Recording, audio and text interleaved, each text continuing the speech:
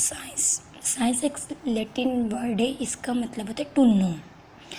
Science study of nature को हम science कहते हैं, या ऐसी नॉलेज या इंफॉर्मेशन जो हमें एक्सपेरिमेंट और ऑब्जर्वेशन के थ्रू मिले, यानी कि ऐसी नॉलेज या इन्फॉर्मेशन जो हमें ऑब्जर्व करना, मतलब किसी भी चीज़ को देख कर देखने के बाद उस पर जो हम उसकी कंपोजिशन वगैरह अपने माइंड से उसको पहले ऑब्ज़र्व करें और फिर उसके बाद हम उसको एक्सपेरिमेंटली प्रूफ करें, उस नॉलेज को, उस इंफॉर्मेशन को हम साइंस कहते हैं। ठीक है। साइंस में जो ना हम बेसिकली पढ़ते हैं वो लिविंग और नॉन लिविंग दो चीज़ों के बारे में पढ़ते हैं। ठीक है। अब जो साइंस होती है ना, वो इसको हम स्टडी ऑफ नेचर भी, सिंपल इसकी definition, study of nature is called science. ये नेचर है वो बेसिकली कहते हैं फितरत होती है। फितरत के मतलब जो मतलब यूनिवर्स कहते हैं कायनात होती है। हमारी जो कायनात में जितनी भी चीज़ें हैं ना, उन सब की इंफॉर्मेशन हासिल करना, उसको हम उसके ऊपर मतलब स्टडी करने को हम साइंस कहते हैं, यानी कि यूनिवर्स के बारे में हम साइंस में पढ़ते हैं। अब यूनिवर्स क्या है? अब देखो, हमारी जितनी भी अर्थ के बाहर जितनी भी चीज़ें अर्थ भी इन्वॉल्व है ना इन चीज़ों में, वो सारे स्टार्स, प्लैनेट्स, मून, ये सब मिलके हमारी यूनिवर्स बनाते हैं। यूनिवर्स हमारी एक ही है, इसके अंदर बहुत सारे प्लैनेट्स हैं, बहुत सारे स्टार्स हैं, बहुत सारे मून्स हैं। अब स्टार क्या होता है, ये समझने से पहले हम एक चीज़ समझेंगे, ल्यूमिनस ऑब्जेक्ट क्या होते हैं। देखो, ल्यूमिनस ऑब्जेक्ट वो ऑब्जेक्ट होते हैं जो अपने अंदर से खुद में से एनर्जी, लाइट को इमिट करें। बेसिकली क्या होता है कि जो लाइट को इमिट कर रहे होते हैं ना अपने बाहर, वो पैकेट ऑफ फोटॉन बाहर निकाल रहे होते हैं, इमिशन ऑफ एनर्जी हो रही होती है, उसकी बदौलत जो ना रोशनी बाहर आती है, उस रोशनी को हम ल्यूमिनस ऑब्जेक्ट कहते हैं। अब ठीक है, अब इधर क्या है कि जो गैस ऐसी बॉल जो ना ल्यूमिनस बॉल मीन्स कि अपने अंदर से लाइट को बाहर निकाले और गैसेस के मिलके बनी हुई, उसको हम स्टार्स कहते हैं, ये स्टार कहते हैं। स्टार क्या होता है? अब प्लैनेट क्या होता है कि जो चीज़ है ना प्लैनेट के इर्द गिर्द घूमेगी ना, उसे हम प्लैनेट कहते हैं। सही, जो चीज़ स्टार के इर्द गिर्द घूमेगी उसे हम प्लैनेट कहते हैं। ठीक है। अब प्लैनेट के जो चीज़ इर्द गिर्द घूमेगी ना उसे हम मून कहते हैं। अब क्या है कि गैलेक्सी होती है। गैलेक्सी क्या होती है? बेसिकली गैलेक्सी जो ना स्टार, प्लैनेट और मून से मिलकर बनती है। अब हर एक बहुत सारी गैलेक्सीज हैं, उनमें से अब मैं आपके बारे में अपनी गैलेक्सी के बारे में बात करती हूँ। हमारी जो गैलेक्सी है वो है ना मिल्की वे गैलेक्सी नाम है। हमारी मिल्की वे गैलेक्सी के अंदर क्या है कि उसमें 8 प्लैनेट हैं। बेसिकली पहले कहते थे कि 9 प्लैनेट है, लेकिन उसमें जो प्लूटो है ना उसको हमने मतलब उसकी जो प्रॉपर्टीज़ हैं वो प्लैनेट जैसी अब नहीं है। पहले थी, कुछ साइंटिस्ट कहते थे कि प्लैनेट जैसी है, लेकिन अब कहते हैं कि कुछ नहीं, तो उसको ना हमने डिक्लेयर कर दिया कि उसको हमने निकाल दिया कि प्लूटो हमारी गैलेक्सी का एक प्लैनेट नहीं है, उसे हमने बाहर निकाल दिया। अब हमें प्लैनेट में क्या है, 8 प्लैनेट है हमारी गैलेक्सी में और एक स्टार है। स्टार हमारा सन है और मून। अब जो देखो, मून क्या होते हैं? किसी भी प्लैनेट के इर्द गिर्द जो चीज़ घूमती है उसे हम मून कहते हैं। हर प्लैनेट के अपने अपने मून होते हैं। अच्छा, हमारी जो अर्थ है ना, हमारे तीसरे नंबर पे प्लैनेट है। हमारे जो प्लैनेट के इर्द गिर्द सिर्फ एक ही ऑब्जेक्ट यानी कि एक ही मून रिवॉल्व करता है। हमारा मून का जो नाम है वो लूना नाम है। ठीक है। अब हमारी अर्थ, प्लैनेट का नाम अर्थ है, हमारी गैलेक्सी का नाम मिल्की वे और हमारे स्टार का नाम सन है। ठीक है।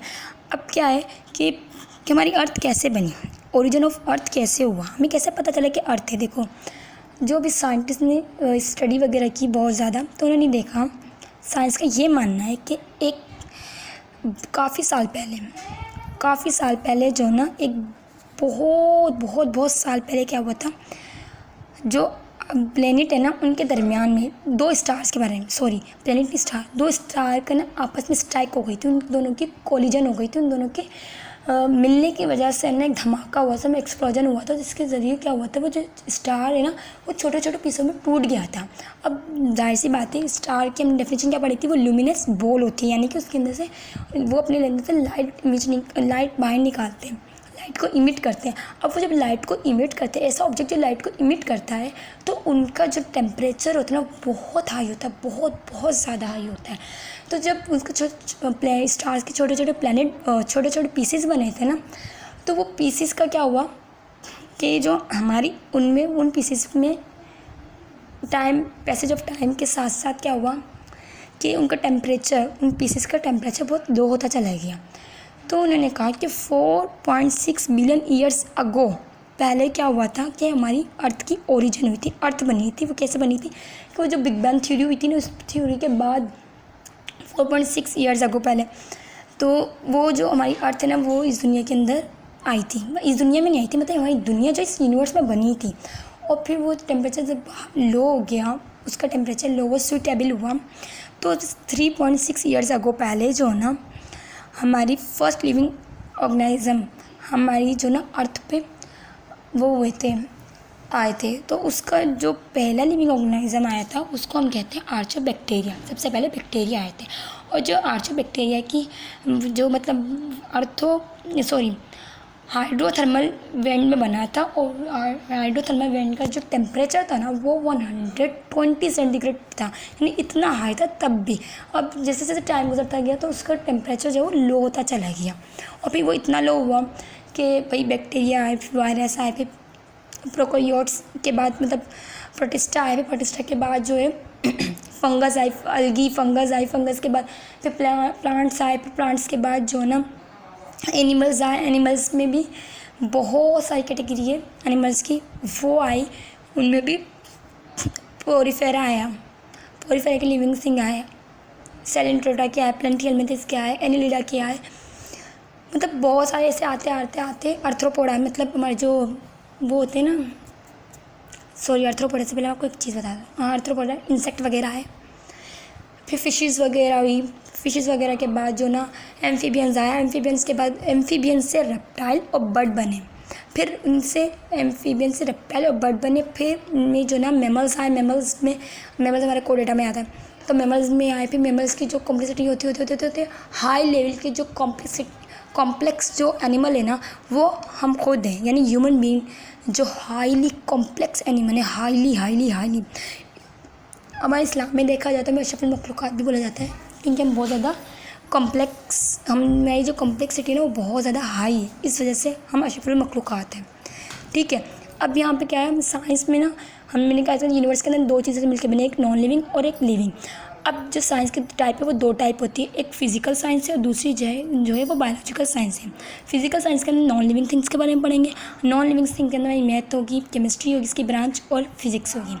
और जो बायोलॉजिकल साइंस है ना, उसमें हम लाइफ के बारे में पढ़ेंगे, लिविंग थिंग्स के बारे में पढ़ेंगे। ठीक है, अब ये जो है हमारी मैथ, मैं सबसे पहले आपको मैथ के बारे में बताऊँगी।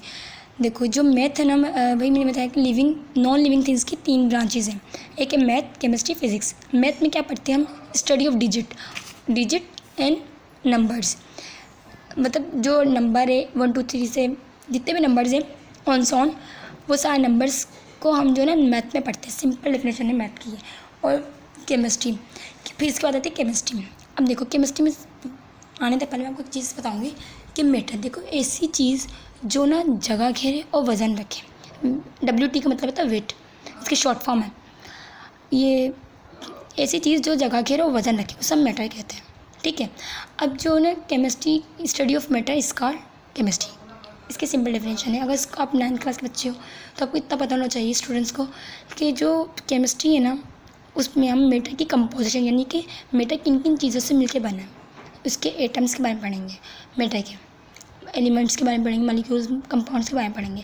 स्ट्रक्चर क्या होता है कि वो जो कोई भी ऑब्जेक्ट जो बना हुआ है वो किस पैटर्न से बना हुआ है ये।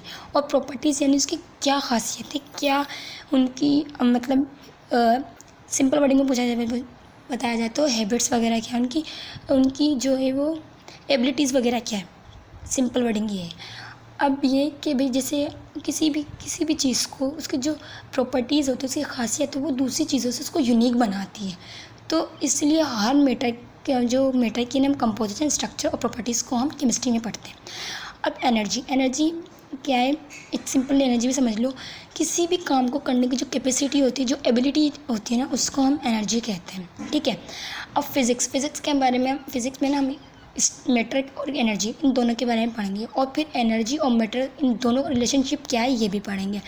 अब आप सोच रहे होगे कि इस दोनों का रिलेशनशिप कैसे समझ में आएगा। जैसे ना आइंस्टाइन का कहना है, आइंस्टाइन की एक थ्योरी है कि कोई भी मास अगर स्पीड ऑफ लाइट अगर कोई भी मास अगर स्पीड ऑफ लाइट से मूव ऑन करो तो वो मैटर से एनर्जी के अंदर चेंज हो जाएगा। और एनर्जी मैटर में और मैटर एनर्जी में दोनों इंटर कन्वर्टेबल है एक दूसरे में, यानी कि एनर्जी मैटर में आ सकती है, मैटर एनर्जी में आ सकता है। ठीक है, अब यहाँ पे क्या है, बायोलॉजी। बायोलॉजी जो हम पढ़ते हैं, बायोलॉजी का मतलब होता है बायो मीन बायोलॉजी जो ग्रीक वर्ड है, बायो का मतलब होता है लाइफ, लोगोस का मतलब होता है स्टडी। जो बायो है ना, अब स्टडी ऑफ लाइफ यानी कि लाइफ के बारे में पढ़ने को हम बायोलॉजी कहते हैं, ये भी सही है। Study of living organisms is known as biology, ये भी ठीक है।